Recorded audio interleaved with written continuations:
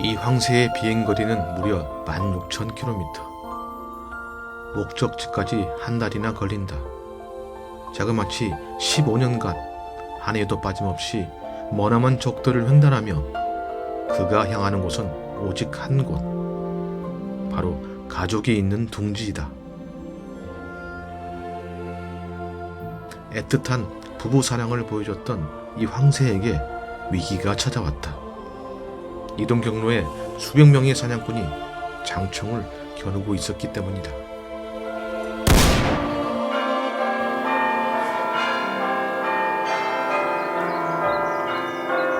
크로아티아는 오래전부터 황새를 생명의 상징으로 여기는 믿음이 있었다.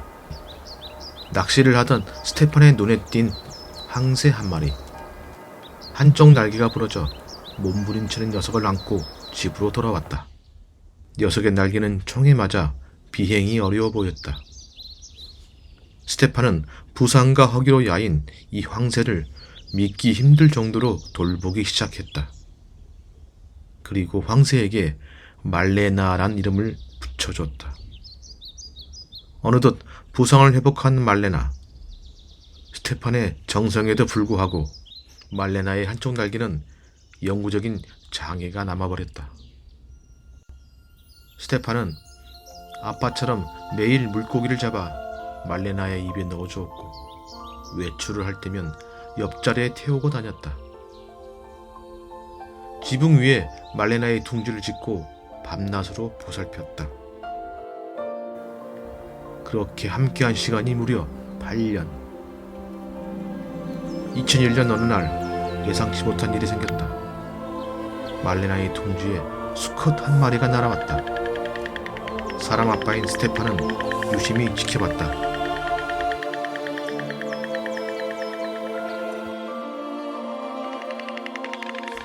수컷이 날개짓을 못한 말레나를 과연 받아들일 수 있을까?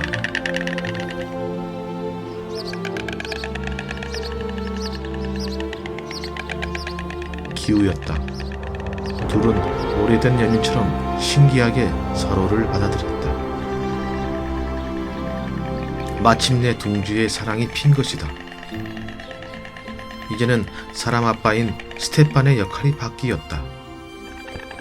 둥지로 들어온 수컷은 매일 먹이를 잡아다 말레나의 입에 넣어주며 남자로서 책임감과 사랑을 듬뿍 주었다. 동화처럼 이어졌다. 스테판은 이 수컷 황새를 클랩톤이라 불렀다.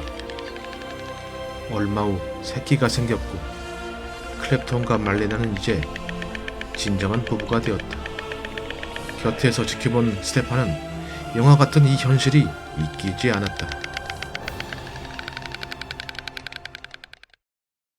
지속될 것 같은 이들의 사랑에 금이 갔다. 초겨울 집을 나간 수컷 클랩톤이 돌아오질 않았다. 하염없이 먼 산만 바라보며 힘이 빠진 말레나는 나날이 야위어갔다.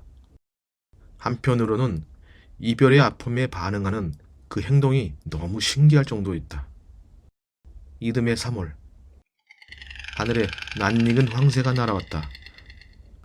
녀석은 클랩톤이었다.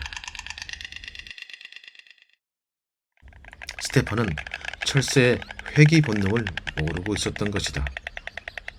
이들은 겨울을 이겨내기 위해 머나먼 아프리카 대륙을 횡단하고 봄에 다시 찾아온 것이다. 편도 16,000km에 자그마치 한 달 동안 비행해야 하는 거리다.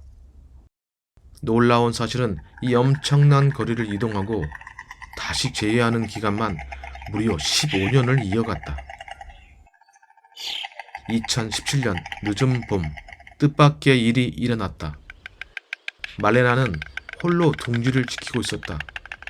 철새 클랩톤이 아프리카 대륙을 넘어 집으로 돌아와야 할 시간이 한참 지났기 때문이다. 이상한 직감이 들었다. 할아버지가 된 스테판은 클랩톤의 이동 경로를 샅샅이 뒤지기 시작했다. 그리고 놀라운 사실을 발견했다. 둥지에 올라가 클랩톤의 깃털을 주워 편지를 쓰기 시작했다. 친애하는 레바논 미셸 아운 대통령님께, 제 이름은 스테판 보키치입니다. 25년 전 나의 조국 크로아티아에 있는 작은 마을에서 날개에 상처를 입은 황새를 발견했습니다. 그는 사냥꾼들에게 총에 맞았습니다. 다시는 날 수 없다는 것은 철새에게 죽음을 의미한다는 것임을 아실 겁니다. 저는 어떤 식으로든 황새를 도울 수 있기를 바라는 마음으로 그에게 말레나라는 이름을 지어주었죠. 그와 수년간 우정을 쌓으면서 저는 황새에 관한 많은 사실을 배웠고 그 생물이 얼마나 위대한지 깨달았습니다. 15년 전 봄, 아프리카에서 돌아오던 중 수컷 황사의 클랩톤이 둥지에 내려앉았습니다. 그날 이후로 그와 말레나는 뗄래야 뗄 수 없는 관계가 되었고 현재까지 60마리나 되는 어린 황새가 둥지를 떠나 세상을 향해 날아갔습니다. 가을이 다가오면 클랩톤은 겨울을 보내기 위해 남아프리카로 여행을 떠났지만 3월 말에는 크로아티아의 말레나에게로 항상 돌아왔습니다.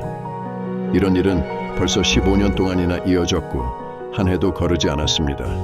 클랩톤의 16,000km의 여정은 위험으로 가득합니다만 최근에 그를 기다리는 열흘간의 기간은 제 인생에서 가장 긴장된 순간이었습니다. 돌아오지 못할 수도 있다는 생각이 무엇보다 저를 두렵게 합니다. 여행하는 동안 폭풍, 배고픔, 갈증이 그를 위협하지만 비행 중 가장 위험한 부분은 레바논 상공을 가로지르는 200km 길이의 비행입니다. 매년 200만 마리의 철새가 이 항공로에서 죽고 있습니다. 일부는 재미로, 일부는 음식으로, 일부는 판매용으로 이용되고 있습니다. 지난 15년과 마찬가지로 올해도 클랩톤은 아프리카로의 여행을 시작하고 다시 한번 레바논 상공을 비행할 것입니다. 철사의 보호를 위해 최선을 다해 주시길 바라는 마음으로 그의 깃털로 쓴 이 편지를 보냅니다. 저는 깃털이 칼보다 강하다고 믿고 있습니다. 이 특별한 깃털을 사용하여 새로운 변화를 주도하고 철새들을 무자비한 살해로부터 구할 수 있도록 이 문서에 대통령님의 서명을 간절히 바랍니다. 스테판의 편지는 전 세계에 큰 관심을 일으켰다. 그리고 대통령은 깊은 감동을 받았다. 레바논 정부는 철새 보호 정책을 과감하게 시행했다. 그러나 클랩톤은 여전히 돌아오지 않았다. 크로아티아 일부 사람들은 이미 큰 변을 당했으리라 낙담했지만 대다수는 그런 추측을 믿고 싶지 않았다. 오히려 새 둥지에 카메라를 설치하고 시민 광장에 생중계를 할 정도였다. 살아서 둥지로 돌아오길 바라는 간절한 희망이었다. 기적이 일어났다. 클랩톤이 돌아온 영상이 화면에 잡혔다. 시민들은 환호를 지르며 끼어났다. 클랩톤은 결코 놓을 수 없는 사랑의 힘을 보여주었다. 그의 몸에는 피가 묻어 있었고 상처투성이었다. 돌아오는 과정이 얼마나 험난했는지 상상할 수밖에 없었다. 종을 초월한 위대한 사랑의 힘. 광장의 시민들은 이 경이로운 모습에 눈물을 훔치고 있었다. 전 세계 미디어는 이 황새의 실화를 21세기 최고의 러브 스토리라 칭송하였다.